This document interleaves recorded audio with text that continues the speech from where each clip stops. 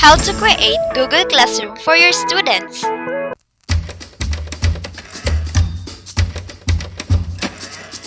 If you're a teacher and you want to create a Google Classroom for your students, follow these simple steps. Before you start using Google Classroom, you'll need to make sure you're signed in to your Google account.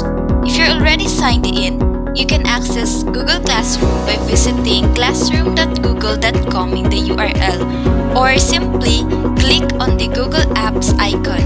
Then, look for the Google Classroom icon and click on it. When you open Google Classroom, the first thing you'll need to do is create a class. Click on the plus icon in the top right corner and select Create Class. This will open a dialog box asking you if you're planning on using Google Classroom at the school with students.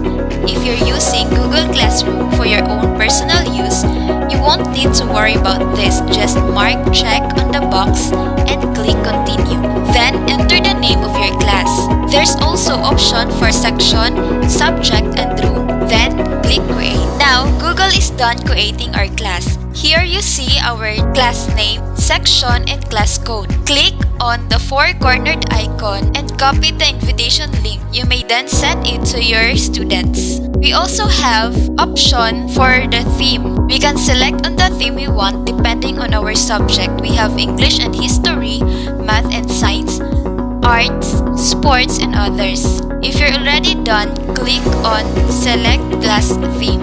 You may also upload photo if you want. In the top left corner is the icon for main menu. Here you can access other classes, calendar, to-do list, archive classes, and within settings, you can also find the class profile. You may change the profile picture or the account setting or even change name of your class. We also have the notification section. Here you see toggle switches next to each notification settings. Currently, all are switched on. This means that the teacher will receive all email notifications. You may set up the notification of your own choice. You can adjust as to how many emails are sent to your inbox. We also have different tabs. Here on top, you see the Stream tab, Classwork, People, and Marks. The Stream tab is like the class homepage. You'll find all of your posts here as well as upcoming work. Here you can post announcement. Just click here and type your announcement. Then, you can also add Google Drive file or upload files from your computer, and you may also add link and add videos from YouTube. Then, click Post. Now, below your announcement is where student may able to comment or reply to your announcement.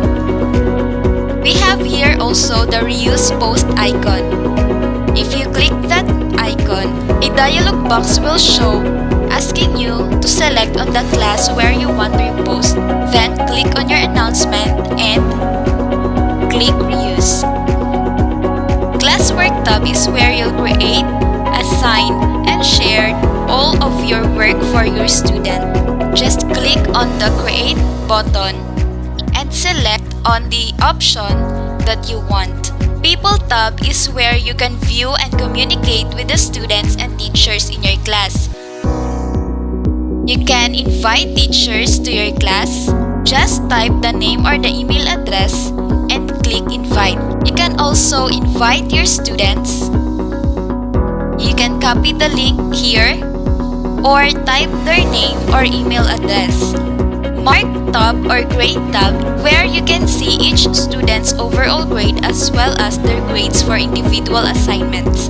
In the class setting icon, you'll find the details about your class including the class name, class description, section, room, and subject. We also have the general section where you can manage the invitation codes. Just click on the arrow down button and select on the option whether you want to turn off your invitation code or reset the codes. You can also select on the option for stream. You have the options whether you want students to be able to post and comment on the stream or to comment only, or else only teacher can post or comment in the stream section. And another section for marking. Here, you can choose on the grading system. Just click on the arrow down button and choose on the options. Lastly, at the left side of our stream is the upcoming section. Here we can view all the activities and its due dates. But since we don't have activities yet, no work to review in this section. Okay, that's it for today's series. Watch out for my next video on how to access Google Classroom for students.